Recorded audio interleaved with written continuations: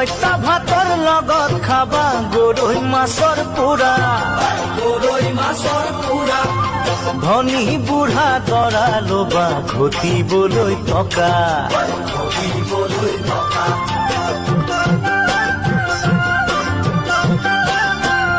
ঐ পইতা ভাতৰ লগত খাবা গৰৈ মাছৰ পোৰা, গৰৈ মাছৰ পোৰা।